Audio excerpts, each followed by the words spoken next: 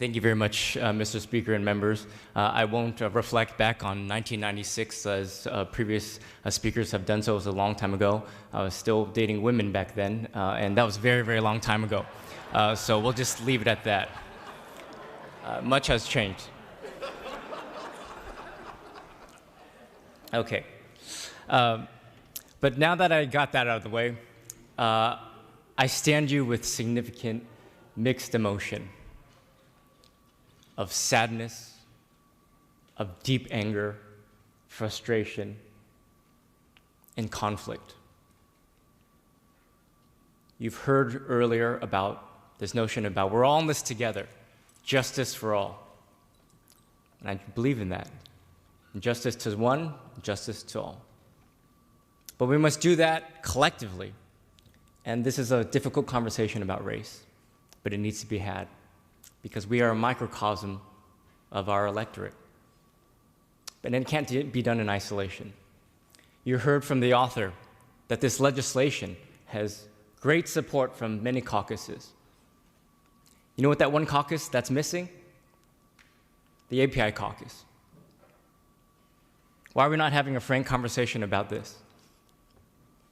Why is there such resistance? Why is not a single API caucus member a co-author of this legislation?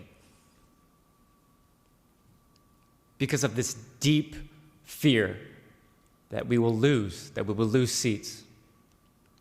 And how do we reconcile this conversation about deep pain and race and challenges that exist? Through dialogue. And I'll submit to you, there has been an absolute absence of that dialogue.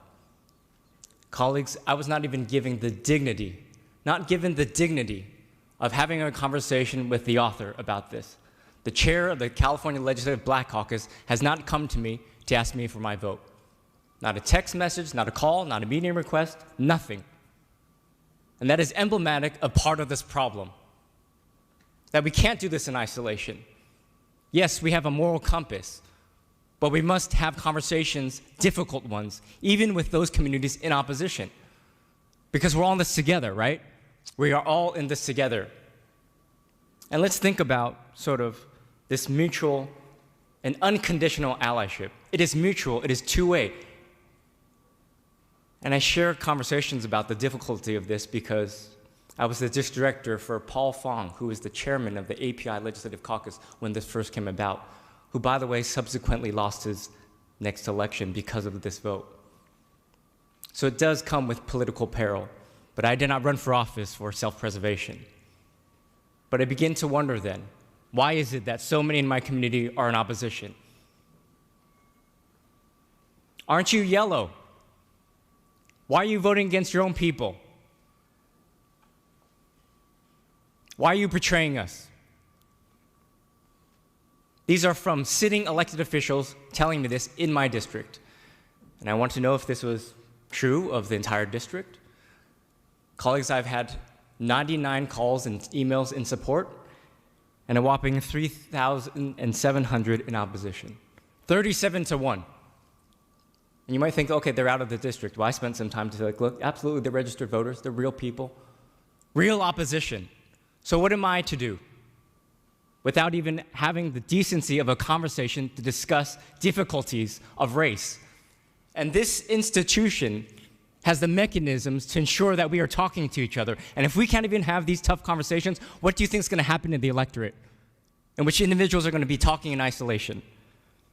So why is this the case? It's about power. It's about fear. It's about race. It's about the loss of power. Asian Pacific Islanders, particularly the Chinese community, fear the loss of good, hardworking people who believe that if you do the hard work as you are told, they will have their chance as well, too. Many of them go into debt because of the value of education. That's a cultural thing. So if we understand the realities, no Asian Pacific Islander caucus support as co-authors of this bill, and the caucus is missing, and we've seen what happened before. 8 years ago, nothing has changed in terms of the conversations, the difficulty of the conversations. So why is that the case that so many believe this? Many in the community are recent immigrants, and they don't understand They don't understand the challenges of other communities. That's why, by the way, we need mandatory ethnic studies so we can learn about the history of all of us as a culture.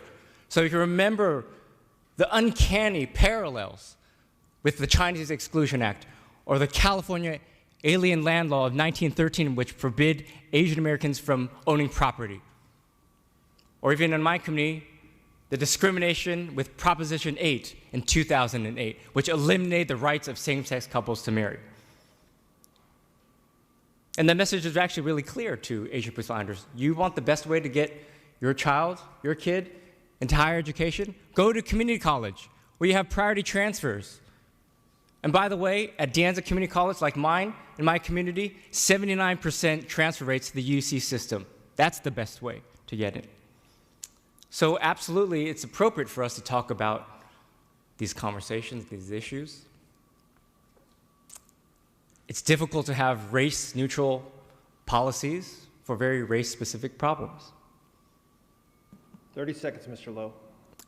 And so today, my vote will be based solely on my conscience and my commitment to my conviction.